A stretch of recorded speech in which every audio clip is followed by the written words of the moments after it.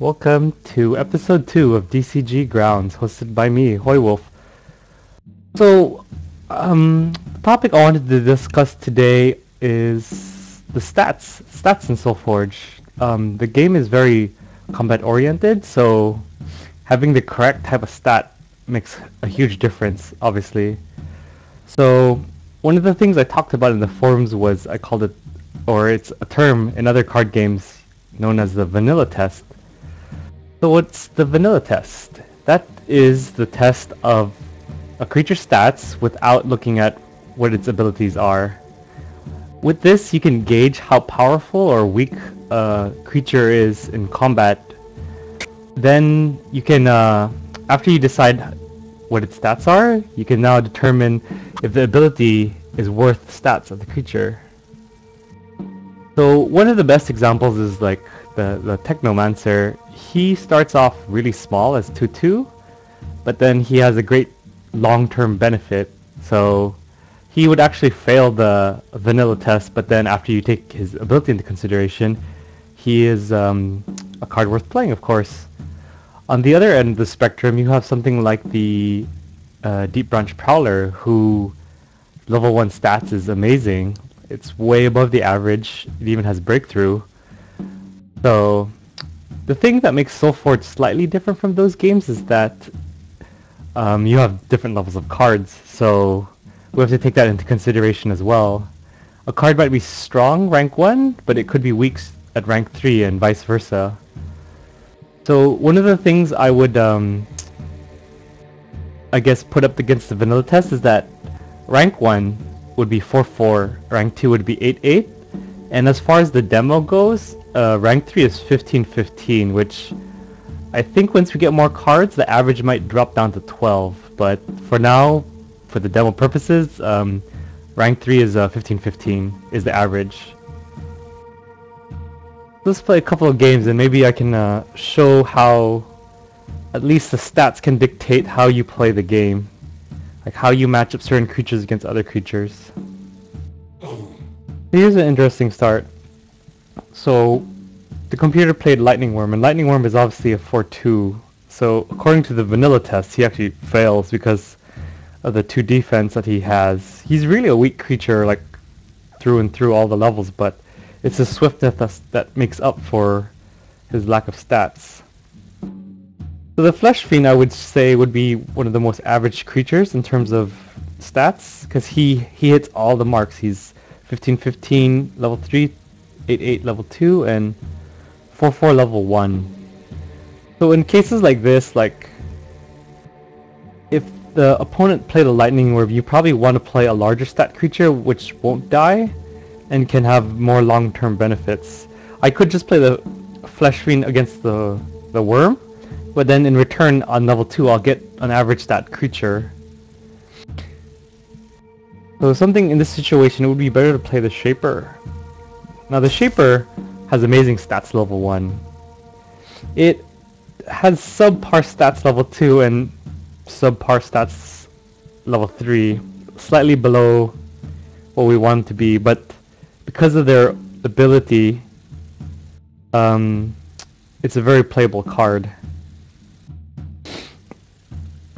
So we'll put a Grove Huntress there. We'll just make herself big. Grove Huntress is also one of those creatures. While she may be 4/3, pumping herself makes her a 5/4, which puts her above the average.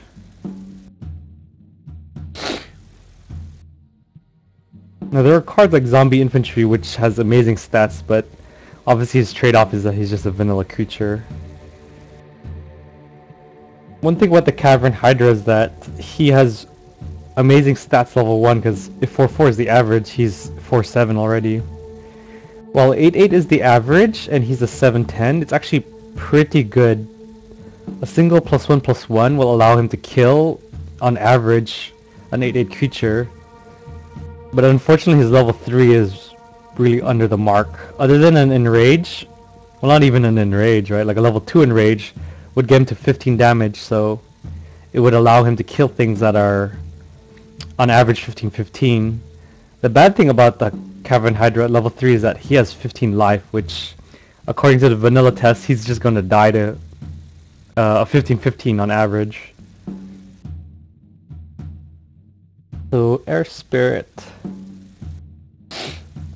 Well, we'll always play the Grim Gaunt Devourer.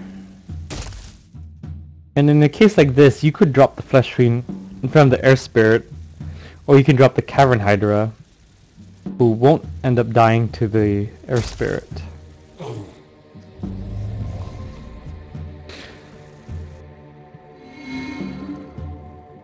So this is how like I would play with the stats, like the Cavern Hydra blocking the Air Spirit. But obviously he moved out of the way so that he would get a more favorable trade.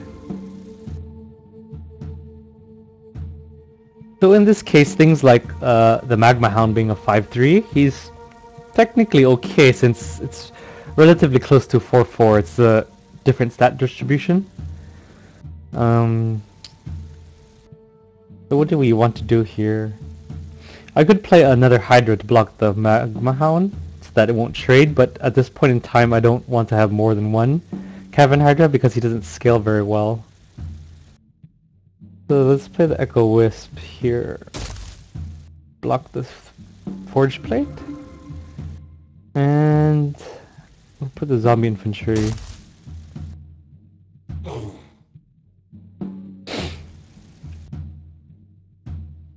So the Bone Sight Reaper is kind of interesting. In terms of the vanilla test, he is under in terms of life, so most of the time when you trade, he's just gonna die. But his above average attack allows him to just kill whatever he wants, basically. Unless you're fighting a Loin General, then in this case, I obviously can't get rid of it. So in that case, we're just going to call the General and then play a Reaver. Back to those trade. Echo is level 2. I didn't play my Reaver too well. I should have just placed him in lane 1. Or that happens and then it's alright. So here are some interesting things to note. The Acolyte is 6'10". If I put the Prowler in front of him, he will survive an extra turn, and that means in 2 turns he should be able to kill the Acolyte. Unfortunately, because of the Acolyte's pinging ability, it might not be the best thing to put it there, because he can deal with it in between or during his turn. It also makes my Echo Wisp a very weak play. So in an instance like this, I would just avoid the Shaper until I have a better solution. So I'm going to put the Prowler there. I can put on more pressure on the AI. So my luck continues in the demo as it does in the forum games. I love to draw level 1 cards.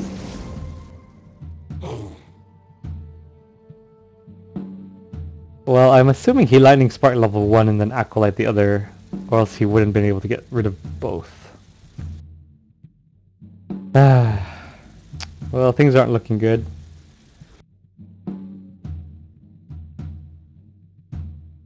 I could Prowler Enrage to get rid of the Acolyte, or I can Vengeful Spirit. That's a terrible play, Prowler Enrage.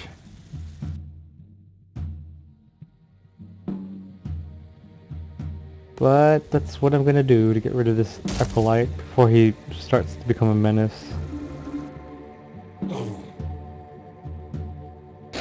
Oh, no level 2s. Well, that's alright. He didn't play too many Technosmiths, so he should be at the same par of level 2s and 3s as me. Wow, that is terrible. So in this case, probably Flesh Fiend in front of the Worm to get rid of it.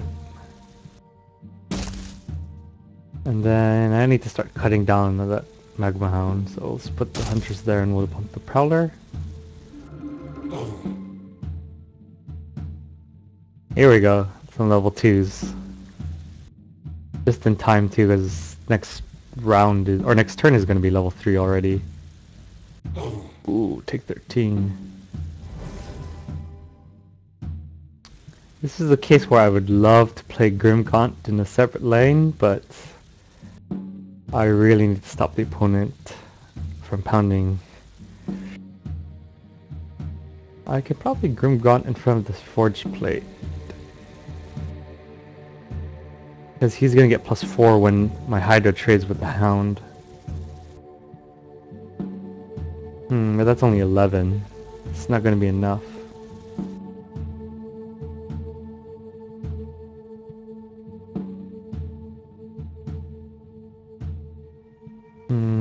So we definitely want to Hydra in front of the Magma Hound. And I'm just gonna play this here and deal with the Forge Plate another turn. There we go, Call a Weak level 2. Should deal with the Forge Plate, and then I have a Hydra. Probably what I don't want at this point.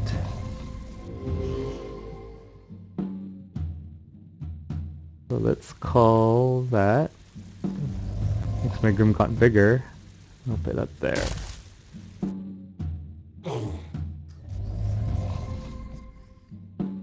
Level 3 Grimgaunt. Oh, this is going pretty bad with the computer.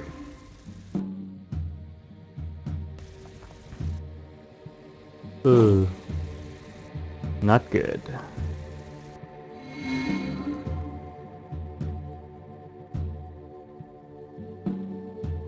Let's put the Vengeful here. Put the Gigantic Grimgaunt there. Create a ton of damage.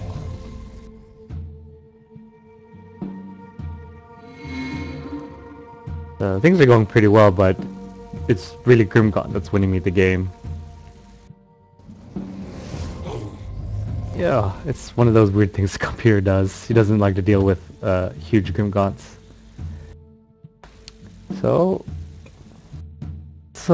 that was an interesting game. I basically play through like the stats. Like, you always want to try to keep your creatures on the boards, and using like the vanilla test to start out is a nice way to do it. Just watching the stats and making sure that when you trade it's favorable.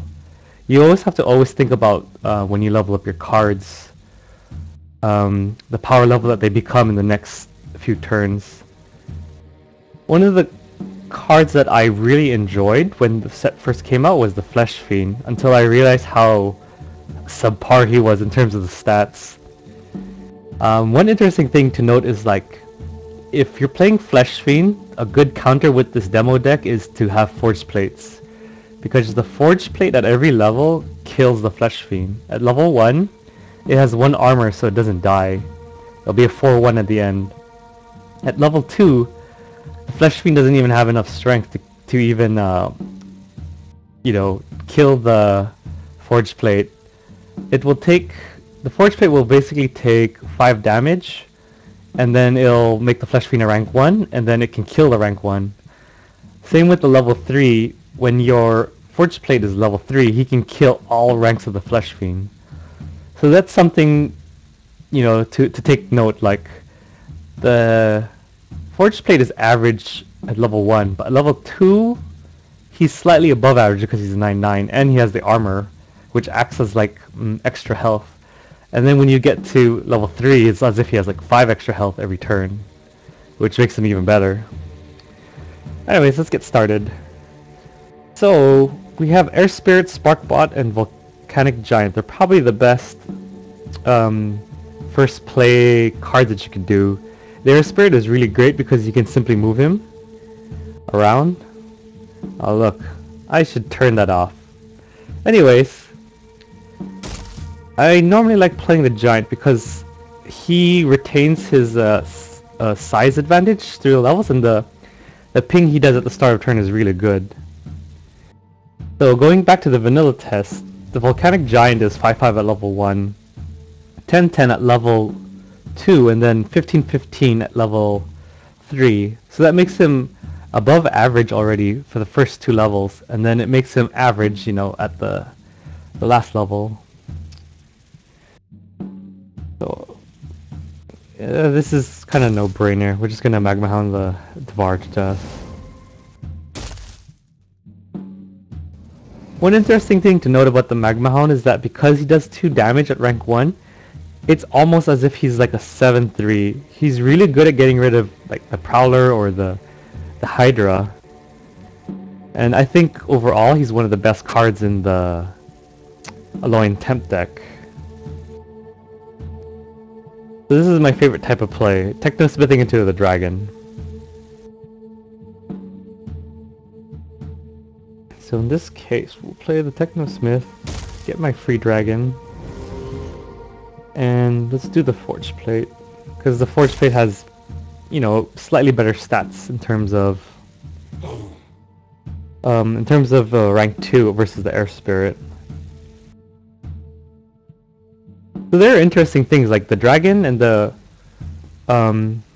this is the Choro Gaius. They have very awkward stats when you think about the vanilla test, because like the dragon starts as 0-6 but immediately becomes 10-10, which is pretty good for level 2, and then 20-20 with an amazing ability at level 3. So they're kind of weird to gauge with the vanilla test, because it really sucks rank 1, of course, the dragon, and then the other 2 ranks is amazing. So that's something you always have to take into consideration when playing them.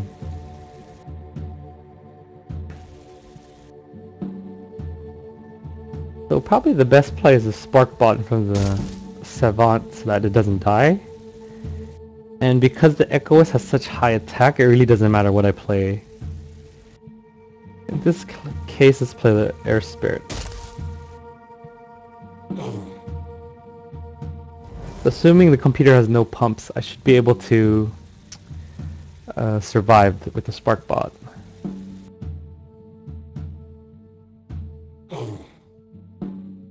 So this is the bad thing for the computer, like if you're going first and he drops like Prowler as one of his last moves and I have a level 2, it just becomes kind of ridiculous. Like, I'm just gonna play that in front of the Prowler, there's nothing you can do about it. I could get another Spark Bot, but because I've stabilized so early, I'm just going to play the Air Spirit. The Air Spirit and the level 2 and level 3 are really good because of their move. You can always move out of the way and have more favorable trades than your opponent. Okay, this is a no-brainer. We'll play a Techno there. We'll level up a Giant. And then we'll play the Air Spirit here.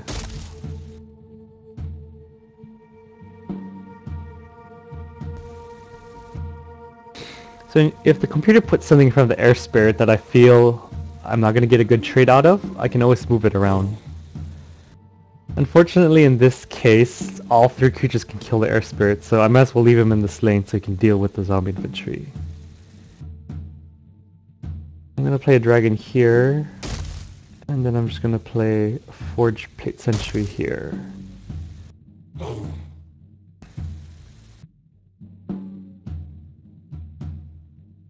My dragon should survive, and the Echo and the Forge Plate will trade. Or that happens, and the computer doesn't lose anything. That's fine. The computer basically spent all his moves without gaining any board advantage. So I'm just gonna level Giant and Sentry. I'm just getting bigger creatures and bigger guys.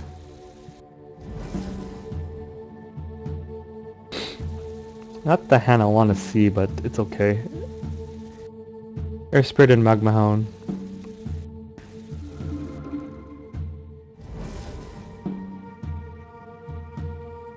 So this is an interesting thing that I do, is that if you have a level 3 and you know you can deal with the threats, like in this case 2 level 1s, you shouldn't play the level 3. You should actually play your level 2s so that in the next level up you have even more level 3s. Because if I play the Air Spirit now, he's not going to level up because he's already level 3. So in this case, I'm just going to play the Magma Hound. I'll kill the Grove, and I'm just going to play a Volcanic Giant. So now I get +2 level 3s instead of playing a level 3 and a level 2 where I'm only getting +1 level 3 in my deck.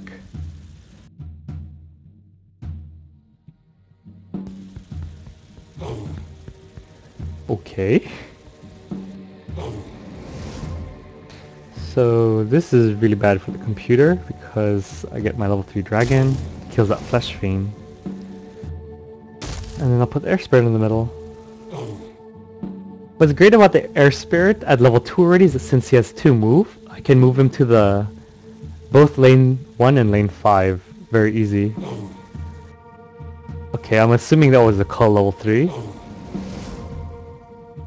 This is the awkward part. See, he should have played the Grimgaunt and then cull, but oh well.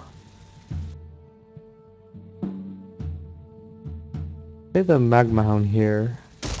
We'll burn the Devourer, so no matter what silliness he does, it's going to die. Forge played against a level 2 Flesh Fiend, which is perfect.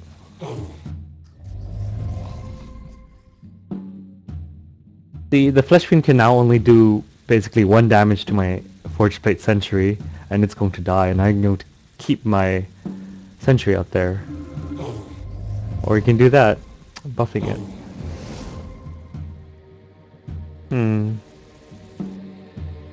This is kind of a no-brainer. Just Volcanic Giant for the block and level up another Spark Bot for more pressure. Pretty much a one game at this point. At the start of my turn, the computer's just gonna take a ton from the giants. Or you can do Echo Wisp.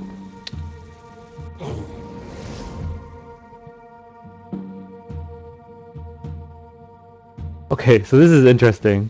While I can stabilize the board, I can already kill the computer by just playing a Lightning Worm and then the general replacing the Spark Bot.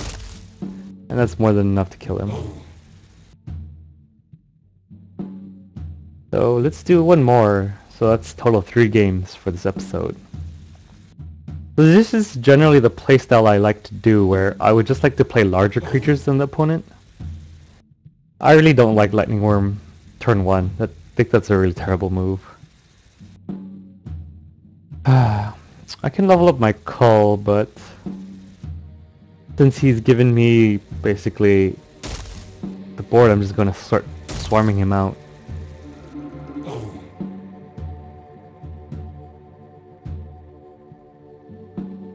The Prowler is probably one of the best cards to punish things like turn 1 Techno or turn 1 Lightning Worm.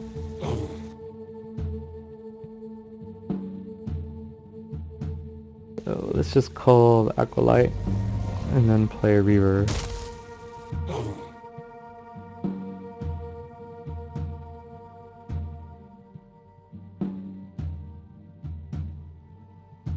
So the Vengeful Spirit's an interesting card. She is under, in terms of the vanilla test, she falls under par because of her 2 defense, but because of the -3 at level 1, -3 I mean, at level 1, she actually works as if she was like a 7 attack creature, which is pretty amazing.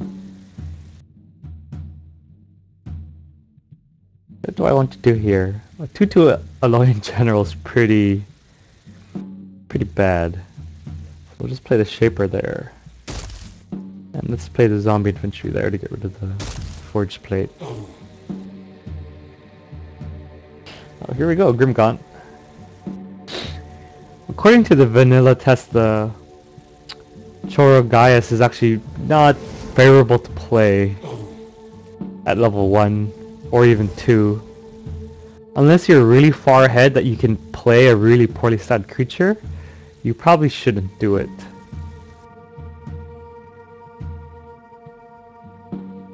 So I want to play the Devar over here. And then the Grove over there. Let's pump the Savant so that she becomes a 5/5, which makes her stats obviously above par. Makes her harder to kill and get rid of.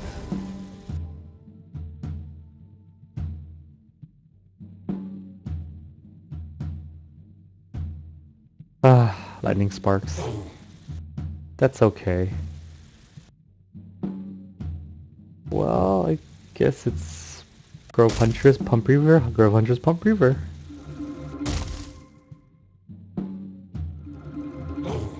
Not looking too good for the computer. Oh, look, Shaper. So, let's see if he decides to put something in front of the Reaver. Okay. I guess... I guess the computer's not dead, but... he's pretty close. We'll block the Hound. Play a zombie infantry pumping the Reaver. Stack more damage. And this is probably done by my turn. I don't think the computer can really catch up. I've put all my creatures out of Magma Hound range. And that's it, that's game.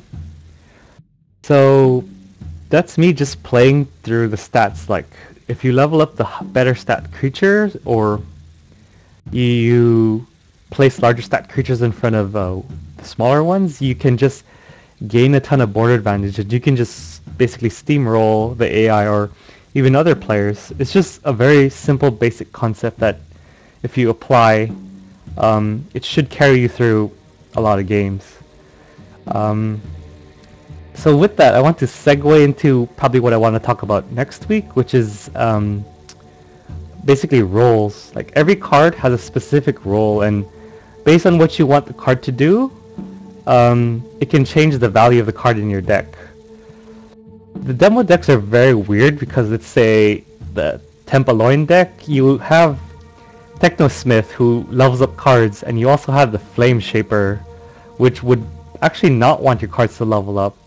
So those are the things that we're going to talk about in next week's episode. But I hope you guys learned a lot with just applying basic stats and taking averages, and then just using that to gain board advantage slowly. Like, always having your creatures survive and having their creatures die. And in the long run, you should win games simply by that. Anyways, leave any comments, any feedback behind, and let me know how I'm doing. You know, I love Soulforge, and I like to talk about it, and if I can help people become better players, then, you know, that's what I would like to do. So, hope you guys enjoy again, and that's it. See you next week.